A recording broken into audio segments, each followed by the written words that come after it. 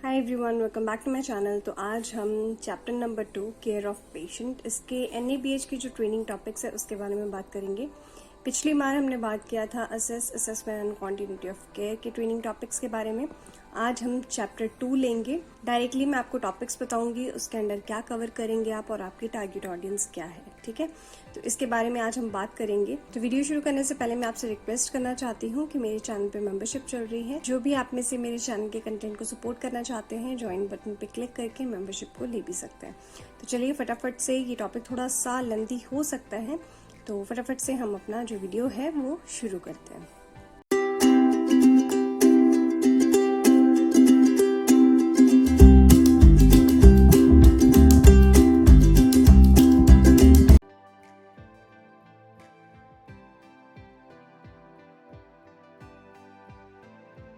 तो guys, COP में सबसे पहला जो टॉपिक है वो आपका आएगा यूनिफॉर्म केयर ऑफ पेशेंट्स, ठीक है। तो आपका ट्रेनिंग टॉपिक में क्या आएगा? Uniform care of patients, care of patients, ठीक है। इसके अंडर क्या चीज़ें आएंगी, वो कवरेज आप इस टॉपिक के अंदर क्या करेंगे।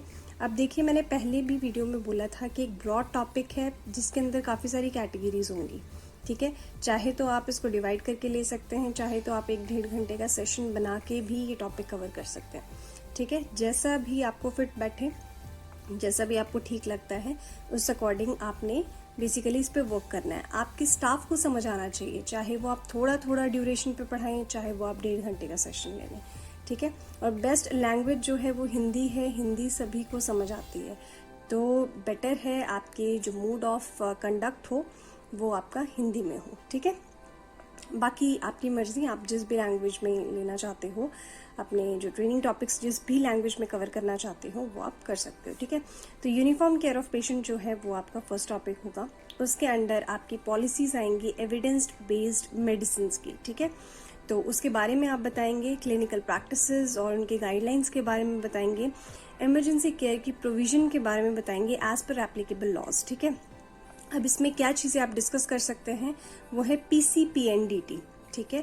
MTP या ऑर्गन ट्रांसप्लांट, ऐसी चीज़ें आप इस टॉपिक के अंदर कवर करेंगे, ठीक है। और आपकी जो टारगेट ऑडियंस होगी वो होगी कंसल्टेंट्स या आपके ऑन ड्यूटी डॉक्टर्स और नर्सिंग स्टाफ। तो ये जो टॉपिक है इसके अंदर मैं बोलती जा रही हूँ गाइस, आप बनाते जाइए अपना ट्रेनिंग कैलेंडर या फिर आप लिखते जाइए, नोट डाउन करते जाइए, ठीक है। क्योंकि जब मैं बोलती हूँ तो बहुत मुश्किल हो जाता है कि साथ साथ में उसके लिखना, ठीक है।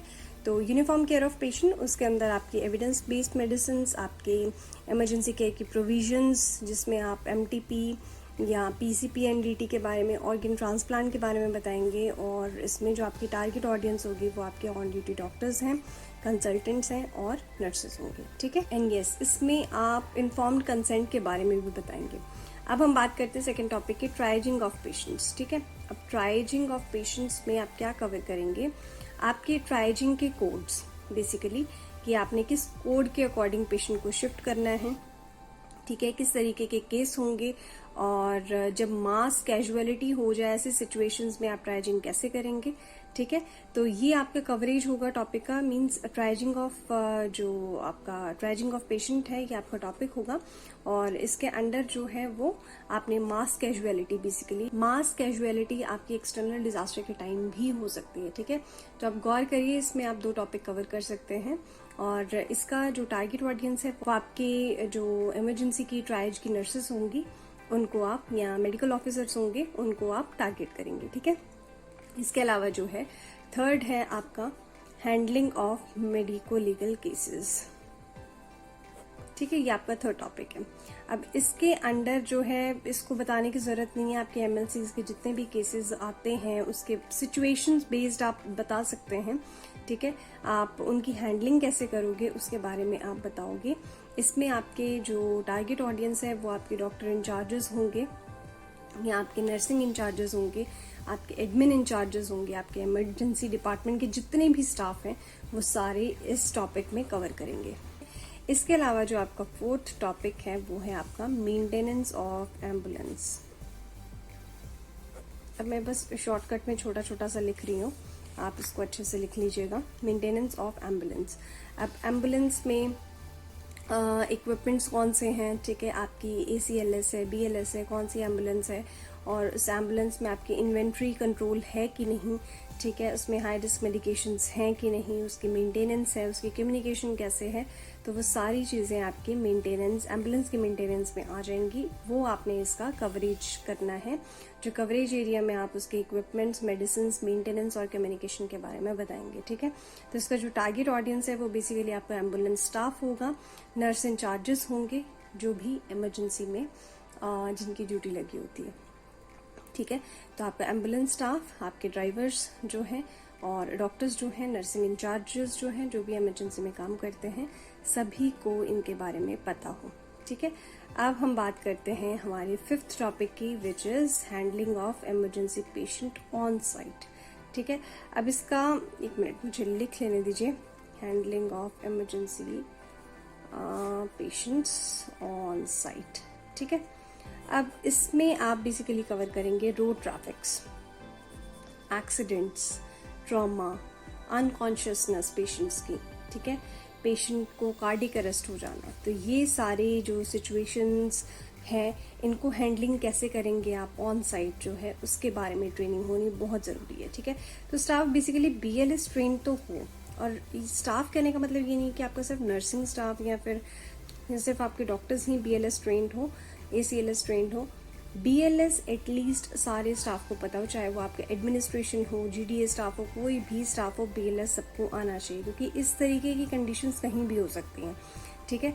तो कहीं पे कार्डियक अरेस्ट मान के चलो ऑन रोड ही हो गया, तो फिर आप कैसे उसको हैंडल करोगे, एटलीस्ट थोड़ा बहुत तो आप उसको एड देने की कोशिश करोगे, ठीक है।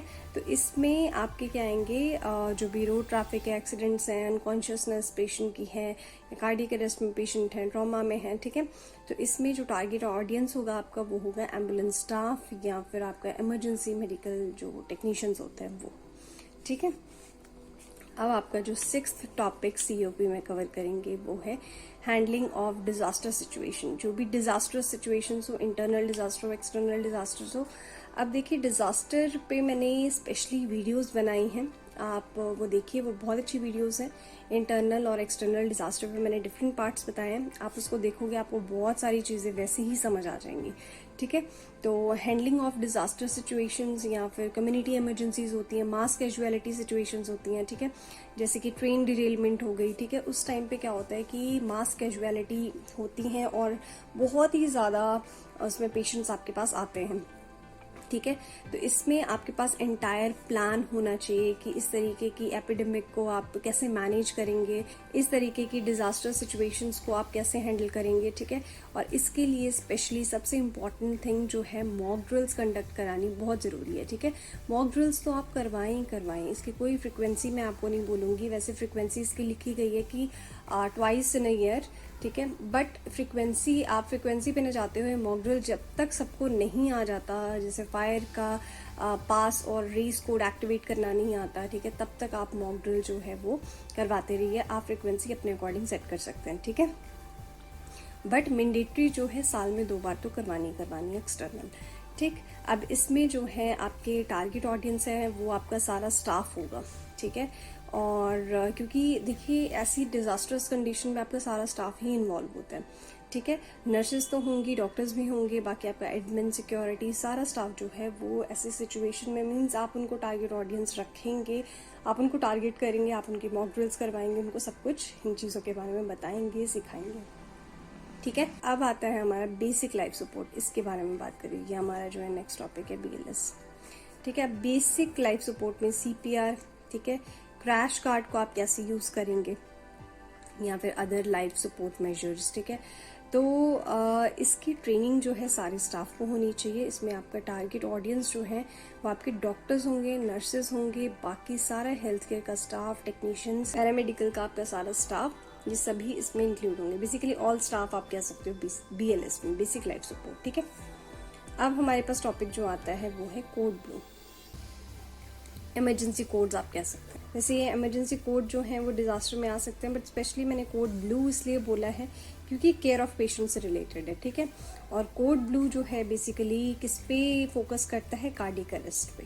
तो कार्डियक अरेस्ट में आपको क्या चीज़ें आनी चाहिए, एक तो CPR, क्रैश कार्ड को कैसे यूज़ करना है, कौन कौन सी मेडिसिन क्रैश कार्ड में रखी जाती हैं, इन्वेंट्री कैसे कंट्रोल की जाती है, इसके बारे में अगर आपको पता होगा तो ऑन स्पॉट आप CPR एक्टिवेट कर सकते हैं। ठीक है, तो बेसिकली यही चीज़ें हैं कोड ब्लू में भी। अब इसमें बेसिकली आप पीडियाट्रिक की असेसमेंट कैसे करेंगे, safety of childrens, code pink, ये मॉक ड्रिल ज़रूर करवा लेना है इसमें कोड पिंक की। ठीक है, चाइल्ड मिसिंग के।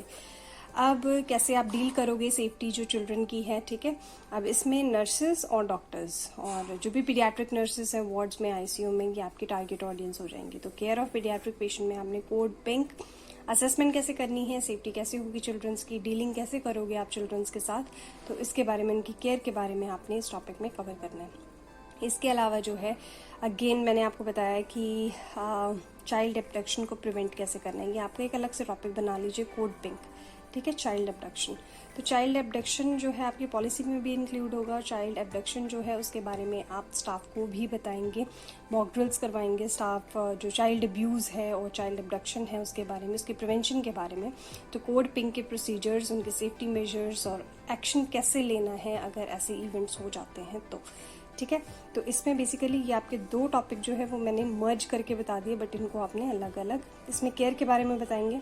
कोड पिंक में अगर ऐसे इवेंट्स हो जाते हैं, चाइल्ड मिस हो जाता है या अब्यूज़ होता है, तो आप ऐसे इंसिडेंट को कैसे प्रिवेंट करेंगे। ठीक है, अब again the most important thing आपकी सर्जिकल सेफ्टी। तो सर्जिकल सेफ्टी जो है आपका एक अलग से टॉपिक बनेगा, सर्जिकल सेफ्टी।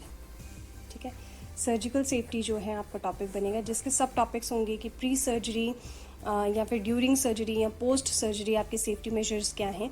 इसमें आप इंक्लूड कर सकते हैं जैसे कि साइड मार्किंग हो गई, टाइम आउट हो गया, ठीक है, साइन आउट प्रोसेस हो गई, इन्फेक्शन कंट्रोल हो गया, इस तरीके की आप जो है चीज़ें सर्जिकल सेफ्टी में कवर करेंगे। अब सर्जिकल सेफ्टी में सर्जिकल सेफ्टी चेकलिस्ट जो है वो आपकी OT की फाइल्स में लगी होनी बहुत इंपॉर्टेंट है। ठीक है, जिसमें एनेस्थेटिस्ट के सिग्नेचर, आपके स्क्रब नर्स के सिग्नेचर, आपके जो सर्जन होंगे उनके सिग्नेचर और स्टाम्प होनी बहुत ज़रूरी है सर्जिकल सेफ्टी चेकलिस्ट में। ठीक है, तो वही है कि आपने सेफ्टी का पूरा ध्यान रखना है ड्यूरिंग होल प्रोसीजर। ठीक है, तो इसमें आपके जो टारगेट ऑडियंस होंगे वो आपके ऑपरेशन थिएटर का सारा स्टाफ, नर्सेज, जो सर्जरी रेजिडेंट डॉक्टर्स हैं वो, सर्जन्स हैं वो, एनेस्थेटिस्ट हैं वो। ठीक है, इसके अलावा जो टॉपिक है वो है care of patient under restrain, जिन पेशेंट को रीस्ट्रेन किया जाता है। रीस्ट्रेन जो है वो 2 तरीके के होते हैं, फिजिकल, केमिकल होते हैं, तो उनकी हैंडलिंग कैसे करोगे, उनकी केयर कैसे करोगे उन पेशेंट की, बेसिकली इसमें ये कवर करेंगे। तो केयर ऑफ पेशेंट्स अंडर रीस्ट्रेन, इसमें जो आपके टारगेट ऑडियंस होंगे वो नर्सेज इंचार्जेस, रेजिडेंट डॉक्टर्स और कंसल्टेंट्स होंगे। ठीक है, अब आपका टॉपिक आता है न्यूट्रिशनल स्क्रीनिंग एंड असेसमेंट। इसमें आपकी डाइटिशियन और नर्सेज जो हैं वो आपके टारगेट ऑडियंस होंगे। ठीक है, और last but not the least, end of life care.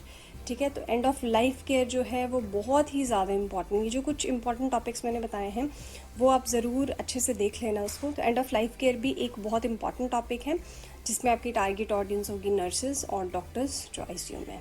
ठीक है, तो गाइज़ मैंने मोटे मोटे आई थिंक आपको 14-15 जो हैं वो टॉपिक्स बता दिए हैं। तो टॉपिक्स आप, मुझे पता है ये बहुत ज़्यादा मैसअप हो चुका है और लिखना बहुत मुश्किल है, इसीलिए वीडियो को एक बार फिर से अगर नहीं समझ आता है तो दोबारा देख के आप प्रॉपरली जैसे मैंने बोला है उस तरीके से आप ट्रेनिंग कैलेंडर जो है वो मेंटेन कर सकते हैं। ठीक है, तो टॉपिक जो है मेरे हिसाब से आप सब टॉपिक डिवाइड कर लेना, क्योंकि ये जो ब्रॉड कैटेगरीज मैंने दी है इसके अंदर बहुत छोटे टॉपिक्स आते हैं। ठीक है, तो ये छोटे छोटे टॉपिक्स जो हैं आपके स्टाफ को, सभी को पता होना चाहिए जो भी आपकी टारगेट ऑडियंस है।